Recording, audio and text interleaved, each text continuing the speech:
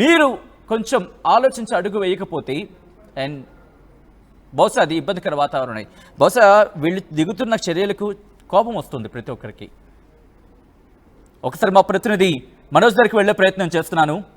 Manoj, entire western world ఇప్పుడు భారత్ని target చేసింది. ఎందుకంటే వీళ్ళకి రష్యా సెంట్రిక్ అయ్యి, ఎందుకంటే రష్యా కోణంలో రష్యాతో ఎవరు దోస్తానో చేసినా వాళ్ళకి ఇబ్బంది అంటూ చెప్పుకొచ్చిన సందర్భం. బైడెన్ లాంటి వాళ్ళకే బెదరలేదు భారత్. ఇప్పుడు ట్రంప్ వచ్చాడని చెప్పి బెదురుతుందా అనే అంశానికి సంబంధించి ఓకే, అది వేరే అవ్వచ్చు. ఇప్పుడు నేటో దేశాలు కూడా అమెరికా స్వరం అందుకోవడాన్ని ఎలా చూడాలి? మరి ముఖ్యంగా భారత్ మీద సుంకాలు విధిస్తూ ఉంటున్నాయి.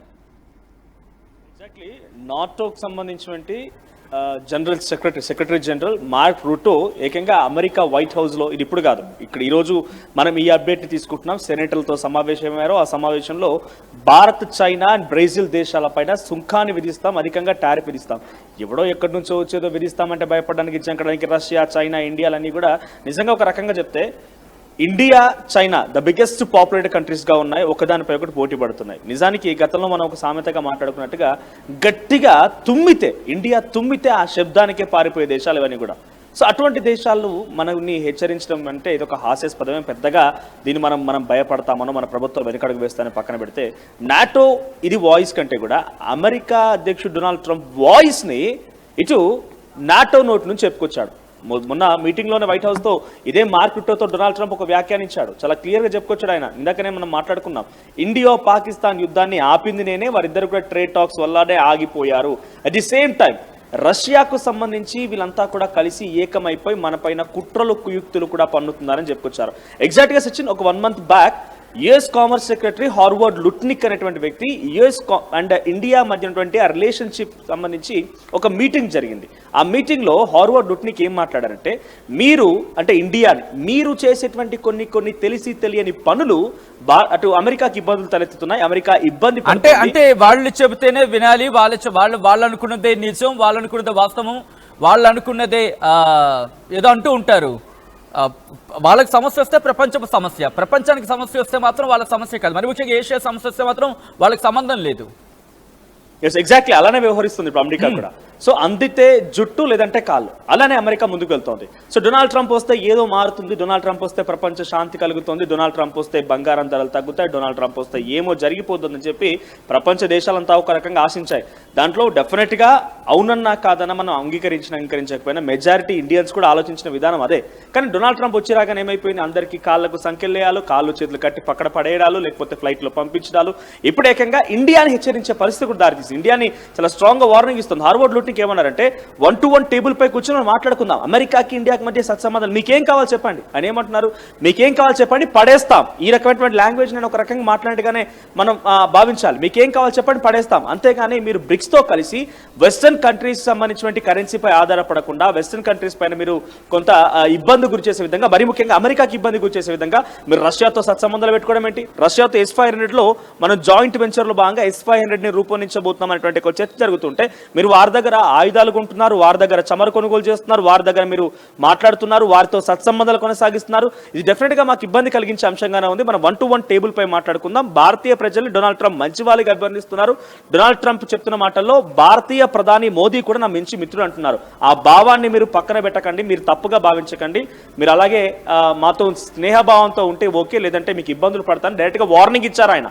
ఆ తర్వాత డొనాల్డ్ ట్రంప్ ఏమన్నారంటే, ఇప్పుడు భారత్ పైన సుంకాలు పెంచుతానన్నాడు. భారత్ ప్రత్యేకమేం కాదు, ఏకంగా మోదీని పక్కన పెట్టుకొని భారత్ నాకు ప్రత్యేకమేం కాదు, భారత్ ఏ రకంగా అయితే సుంకాలు విధిస్తుందో నేను కూడా సుంకాలు విధిస్తాను అని చెప్పే రకంగా డైరెక్ట్గా మోదీ పక్కన కూర్చోబెట్టుకొని మాట్లాడడం. ఆ తర్వాత ఇండియాకి యాపిల్ కంపెనీ, శాంసంగ్ లాంటి కంపెనీలు వస్తుంటే వారిపైన రావద్దని చెప్పి ఉటకించి చెప్పడం, అట్ ది సేమ్ టైం వస్తే సుంకాలు కట్టాలని చెప్పడం. ఇప్పుడు ఏకంగా నాటో దేశాల నుంచి కూడా ఆయన వాయిస్, అంటే ఆయన మదిలో మాటలు డైరెక్ట్గా నాటో కంట్రీస్ డిక్లేర్ చేస్తున్నాయి. డొనాల్డ్ ట్రంప్ కూడా మాట్లాడాడు బహిరంగంగానే. కానీ మళ్ళీ ఇప్పుడు నాటో కంట్రీస్ సపోర్ట్గా తీసుకొని భారత్ని హెచ్చరించే ప్రయత్నం, భారత్, చైనా, రష్యాని హెచ్చరించే ప్రయత్నం. ఇక్కడ ఒకటే వాళ్ళ టార్గెట్, భారత్ని, చైనాని ఇబ్బందులకు గురి చేయడం కంటే కూడా రష్యాని అణగదొక్కడం. ఎలాగైనా భారత్, చైనాలు కూడా పోటీ పడుతున్నాయి. కానీ అమెరికాతో ఇప్పుడున్నటువంటి బిగ్గెస్ట్ పోటీ ఎవరితో అంటే రష్యాతో. రష్యా ముందుకు వెళ్తోంది, ఆయుధపరంగా ముందుకు వెళ్తోంది, సెల్ఫ్ రిలయన్స్ కోసం ప్రయత్నం చేస్తోంది, ఉక్రెయిన్ పైన దాడులు చేస్తోంది. కాబట్టి నాటో దేశాలతోని ఇప్పుడు ఏం చెప్పించారు, మీరు రష్యాతో స్నేహబంధాన్ని తక్కువ చేయండి. గతంలో అమెరికా చెప్పింది, ఇప్పుడు నాటో దేశాల నుంచి మార్క్ రుటే చెప్తున్నాడు, మీరు రష్యాతోని చమురు కొనడం ఆపేయండి, రష్యాతో ఆయుధాలు కొనడం ఆపేయండి, ఒక రకంగా రష్యాని ఆర్థికంగా ఇబ్బందుల పాలు చేయండి. సో మీరు కలిసి ఉండడం వల్లనే రష్యా ఎగిరిపడుతోంది, ఉక్రెయిన్ పైన ఇంకా దాడులు చేస్తుంది. మేము చెప్పిన మాట రష్యా వినడం లేదు. మీరు సపోర్ట్ చేయడం కారణంగా రష్యా ఇంకా ఆర్థికంగా బలపడడంతో పాటుగా మీరు మోరల్ సపోర్ట్ ఇస్తున్నారు. ఫస్ట్ ఆ సపోర్ట్ తగ్గించుకోండి. ఇకపైన ఆ రకంగా చేయకపోతే మీరు చేయడం కారణంగానే రష్యా ఉక్రెయిన్ ఇంకా తీవ్రతరం అవుతుంది. కాబట్టి మీ పైన కూడా చాలా సీరియస్గా రియాక్ట్ అవుతామని చెప్పి మార్క్ రుటే చెప్తున్నాడు. వాడు ఎవడు చెప్పినా, ఎటువంటి భాష మాట్లాడినా, ఏ రకంగా మాట్లాడినా కూడా భారత్ కానీ, చైనా కానీ, రష్యా కానీ ఇప్పుడు ఎవడో ఆ నాటో దేశాలకు కదా అమెరికా కాళ్ళపై పడితే, పాకిస్తాన్ కదా అమెరికా కాళ్ళపై పడితే వాళ్ళకు కనీసం జీవనం లేనటువంటి సిచ్యువేషన్ నుంచి మన భారత్ అలా సిచ్యువేషన్ లేదు. సెల్ఫ్ రిలయంట్గా ఉంది. ఇండిజినియస్ వెపన్స్ కోసం మనం ప్రయత్నం చేస్తున్నాం. మనకు రష్యా సహకారం అందిస్తోంది, అంతో ఇంతో రష్యా సపోర్ట్ తీసుకుంటూనే ఉన్నాం. ఇండిజినస్ వెపన్స్ ఉన్నాయి, మనకు సెల్ఫ్ రిలయంట్గా ఉంది. మన పెద్దగా ఒక దేశంపై ఆధారపడకుండానే సెల్ఫ్ రిలయన్స్తో పాటుగా స్వదేశీ మూవ్మెంట్ అనేది చాలా స్ట్రాంగ్గా తీసుకెళ్ళి, అంటే మన లోపల ఇక్కడ అంటే ఇక్కడ ఒక క్వశ్చన్ రైజ్ అవుతుంటుంది, వీళ్ళ ధైర్యం ఏంటి, వీళ్ళ బలుపు ఏంటి? ఎందుకంటే నాటో దేశాలన్నీ కట్టగలిపి చూసుకుంటే మహా అయితే 93 కోట్ల మంది ఉంటారు అంతే. వాళ్ళ పాపులేషన్ 93 కోట్లు. పోనీ బ్రిక్స్ కి సంబంధించి మాట్లాడుకుంటే ఒకటి కదా రెండు కదా ఏకంగా 330 కోట్ల జనాభా. అంటే వాళ్ళకన్నా 3 రెట్లు ఎక్కువ. వీళ్ళ బలుపేంటి, ఏం చూసుకుని వీళ్ళ బలుపు వీళ్ళ అంటే ఏదో అంటూ ఉంటారు కదా, ఏదో వాపునేదో వాళ్ళ బలుపు కింద భావిస్తున్నట్టు భావించాలి ఎక్కడేదో. రైట్, ఎగ్జాక్ట్గా వాపును చూసి అది బలుపు అన్నట్టుగా, లేకపోతే అహంకారం పూరితంగా పోతుంది. వీళ్ళకి ఉన్నటువంటి సపోర్ట్ కానీ బలం ఏం కాదు. బలం ఒక్కడు అహంకారపూరితమైనటువంటి ట్రంప్ మాత్రమే వాళ్ళ బలం.